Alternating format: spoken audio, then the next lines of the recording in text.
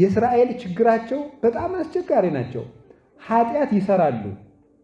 በኃጢአታቸው ምክንያት ክፋት ይመጣል የሚለውን ደግሞ መስማት አይፈልጉም። እንደዚህ ያለ ከዚህ የሚበልጥ ውድቀት የለም። ኃጢአት ይሰራሉ። የኃጢአቱ ደመወዝ ደግሞ ሞት ነው። ኃጢአትን ተውት ሲባሉ እምቢ ይላሉ። እንግዲያውማ ኃጢአትን ከሰራችሁት ደግሞ መከራ ይመጣል የሚለውን ደግሞ አይፈልጉም። አይፈልጉም ማለት ምን ማለት ነው? ኃጢአት እየሰሩ በኃጢአትም ሰላም ይመጣል የሚል ወሬና ስብከት ይፈልጉ ነበር። ይህ ነው ችግሩ ማለት ነው።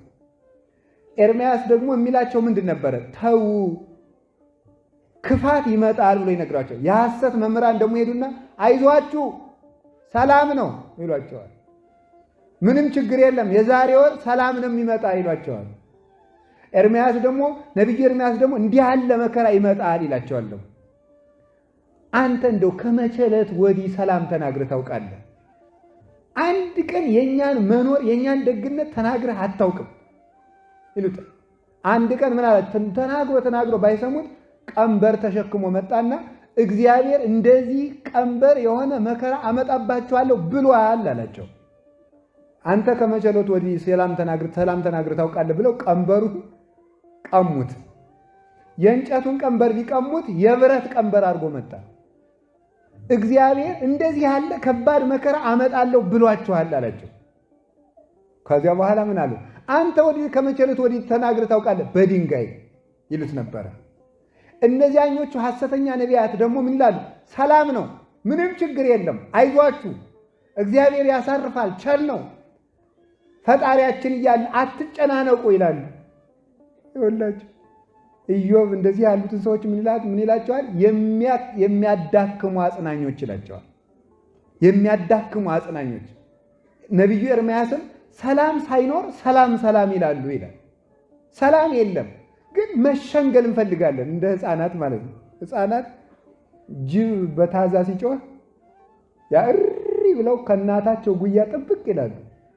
አይዞሽ ጅቡ ሂዷል አልሄደም እኮ ጅቡ ሂዷል እማማ ሂዷል ይላል።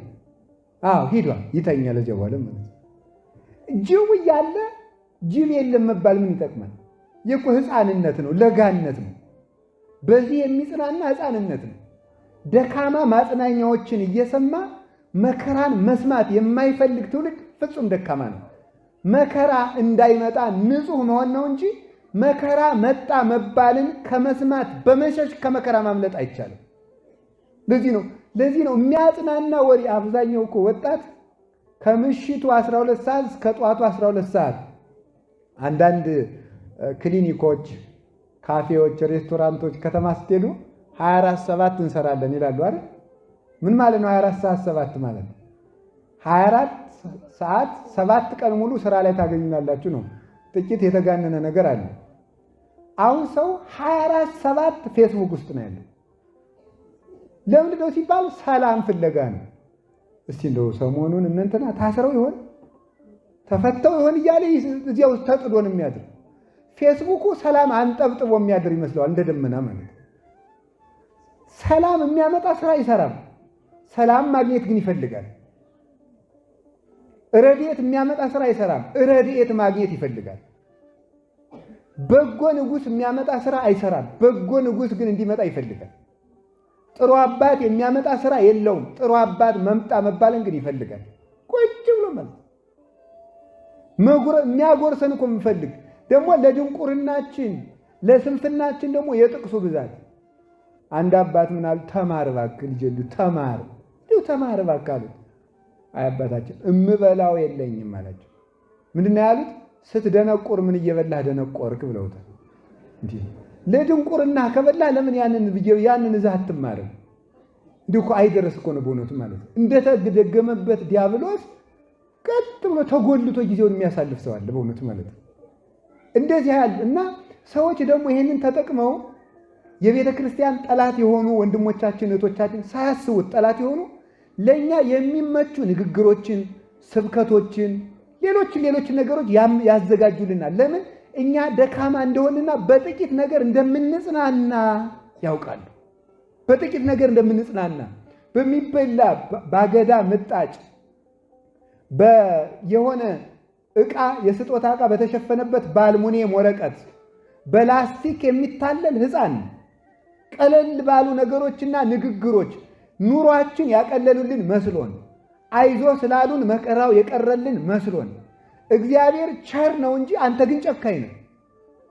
ምንድነው ያለው ሰውየው? ሩያነ ከሆኑ በዘመነ ሳምኒት ዕለት ነው ያለ ሰብ ባመጻ ወእግዚአብሔር በምሕረት በስምንተኛው ሺህ ሰውና እግዚአብሔር እኩሉ ነው አለ። ሰው በኃጢአት እግዚአብሔር በቸርነት በስምንተኛው ሺህ እኩሉ ነው አለ።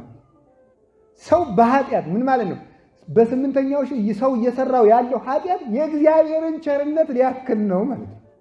ምን ያህል እስከ ይደፍኖ ለሐመር ማቴዎስ ወንጌል ምዕራፍ 8 ላይ የተነገረው ሐመሪቱን እስከ መርከቢቱን እስከሚያሰጥማት ድረስ ውሃው ወደ ላይ ይገነፍል ነበር የተባለው ሞገድ የተባለ ፈጽሞ ሰውነታችንና ሃይማኖታችን እስኪያጠፋ ድረስ ኃጢአት በእኛ ላይ መንገሱን የሚያስረዳ ነው። እና እነዚህ ሰዎች ቢሉ እንግዲህ አላቸው እንግዲህ ድሮ ነግሬያችኋለሁ። ከዚህ በኋላ ትብትብ ምንጣፋችሁን ተሸክማችሁ ጓዛችሁን ሸክፋችሁ ወደ ባቢሎን ጠባያችሁን አሳምራችሁ እንግዲህ እንዋጋለን ከባቢሎናውያን ጋር እንዋጋለን ቢሉ ብትሉ አይሆንም። እግዚአብሔር ድሮ ለምናችኋል። እንግዲህ ሂዱና 70ውን ዘመን ጨርሳችሁ ሰላም ታገኛላችሁ አላቸው። ተሰደዱ።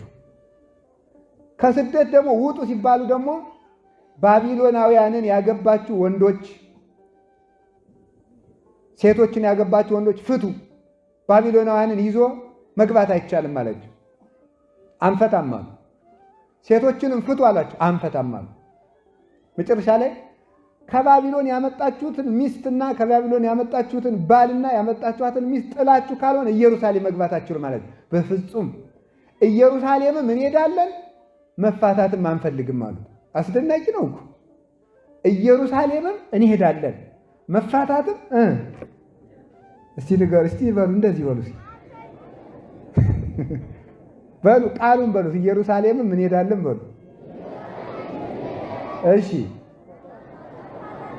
አቤት፣ እንደዚህ ይቻላል አይቻልም? በሉ ንገሩኝ እንጂ አይቻልም። ኢየሩሳሌም እንሄዳለን፣ አይቻልም አለና ታው ተፋቱ አላቸው። እምቢ ተፋቱ እናንተ ሰዎች፣ አይሆንም። ተፋቱ ነው ይያችሁ አልገባ፣ አይሆንም። ከዛ በኋላ እምቢ ብለው ይዘው ሄዱ።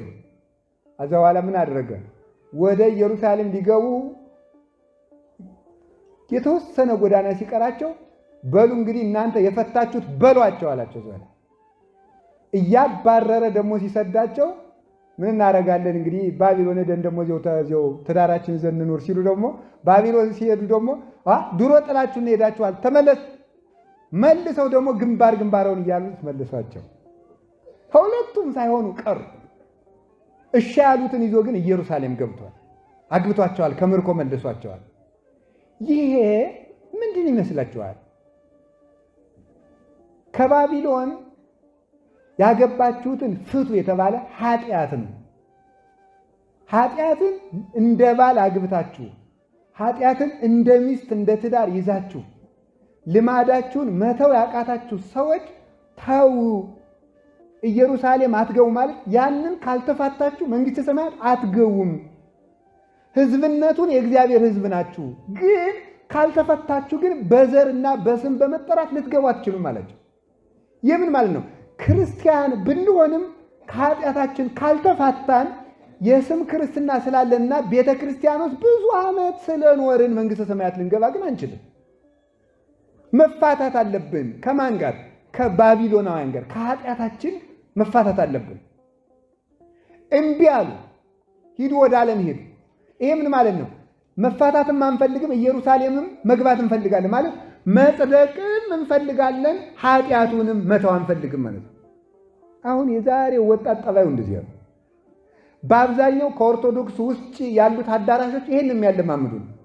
ኃጢአትህን እንዳያስክ እግዚአብሔር ያጸድቃል። በፍጹም ውሸት። ኃጢአትህን እንዳይ ለኃጢአትህ ጠበቃው እግዚአብሔር ነው፣ ተጠያቂው እግዚአብሔር ነው። ውሸት። የባቢሎንን ሚስት መፍታት አንድ ምርጫ ነው። ኢየሩሳሌም መግባት ፈቶ መግባት አንድ ምርጫ ነው። ከባቢሎን ያመጣዋት ትሻለኛለች ብሎ ኢየሩሳሌምን ማንጣት አንድ ምርጫ ነው። ኃጢአትን ይዞ ሲኦል መውረድ አንድ ምርጫ ነው። ተናዞ ገነት መግባት አንድ ምርጫ ነው። ኃጢአቴን እንዳያዝኩ እግዚአብሔር በቸርነቱ ሸፍኖልኝ መንግሥተ ሰማያት እገባለሁ የለም። እንደዚህ ያለ ነገር የለም። ለይታችሁ ውጡ ነው የሚለው በእውነቱ ማለት ነው። ሰውነታችሁ የክርስቶስ አካል እንደሆነ አታውቁምን? እንኪያ የክርስቶስን አካል የዘማዊ አካል ልታደርጉት ትፈልጋላችሁን? እነሆ እናንተ የእግዚአብሔር ቤተ መቅደስ ናችሁ። ይታምሩሉ ከማንትቡ ታቦቱ ለመንፈስ ቅዱስ። እንግዲህ የእግዚአብሔር መቅደስ እናንተ ከሆናችሁ የእግዚአብሔር መቅደስ የጣዖት ቤት ልታደርጉት ትወዳላችሁን? ማንም እንግዲህ የእግዚአብሔር ቤተ መቅደስ ቢያፈርስ እግዚአብሔር ደግሞ እሱን ያፈርሰዋል። ሰውነትህ የእግዚአብሔር መቅደስ ነው። ያንን በኃጢአት ትዳር ይዘህ ከዲያብሎስ ጋር የውሽማ ጋብቻ ይዘህ ሁለቱንም ይዞ የእግዚአብሔር መንግሥት መውረስ አይቻልም። ስጋዊ ደማዊ በእግዚአብሔር መንግሥት ጽዋ ተርታ እድል ፈንታ የለውም ብሏል ቅዱስ ጳውሎስ እቅጩን ቆሮንቶስ 6 ላይ ሲናገር ስጋዊ ደማዊ ቀላጮች፣ ዘማውያን፣ ጠለቅላቆች፣ ሰዶማውያን፣ ተሳዳቢዎች፣ በመጎ ምግባር የማይጸኑት እነዚህ በእግዚአብሔር መንግሥት ርስት የላቸውም። ሁለቱንም ይዞ መጽደቅ። አሁን ወጣቱ ቤተክርስቲያን የመምጣት ችግር የለበትም። የመጸለይ ችግር የለበትም። በጽዋ ማህበራት የመሰብሰብ ችግር የለበትም። ብር የመስጠትም ችግር የለበትም። የማስተባበር ችግር የለበትም። በዓል የማክበር ችግር የለበትም። ታቦታትን በምንጣፍ አንጥፎ የማስኬድ ችግር የለበትም። እልል የማለት ችግር የለበትም። ሰንደቅ ዓላማ ሰቅሎ መንገዶችን የክርስቲያን ሀገር ማስመሰል ችግር የለበትም። ግን ኃጢአቱን መልቀቅ ግን አይፈልግም። ያንን መልቀቅ አለብን። ከዚያ መፋታት አለብን። ልማዳችንን ከዛሬ ጀምሮ ቆርጠን ለመጣል መለማመድ አለብን። ያንን ነው እግዚአብሔር ከዚህ ተፋቱ ብሎ የነገራቸው ማለት ነው። እና ከዚያ በኋላ ሰመርናህ ብለው ከባቢሎንም ሳይሆኑ ከእግዚአብሔርም ሳይሆኑ ምን ብለው አስበው መስላችሁ? በቃ ከባቢሎን ሚስቶቻችን ጋር እንኑርና እግዚአብሔርን በኋላ እንለምነዋለን። እንደዚህ ያሉ ሰዎች ምንድን ናቸው መስላችሁ? ፈቃዳችን እንስራና ወደ ኋላው ንስሐ እንገባለን። ወደ ኋላውን ስንገባ ወይ ጥቂት ተማምሬ የተወሰነ ነጋግጄ እንደ ሁለተኛ ዲግሪ ልስራና እንዲህ አድርጌ ኋላ ንስሐ እገባለሁ የሚሉ ሰዎች ናቸው እነዚህ። ከዚያ በኋላ ምን ሆነ ነው የሚለው? ኢየሩሳሌምም አልገቡ ባቢሎንም አልገቡ። ምን ማለት ነው? በእግዚአብሔርም ሳይሳካላቸው በዓለሙም ሳይሳካላቸው የቀሩ ሰዎች ናቸው።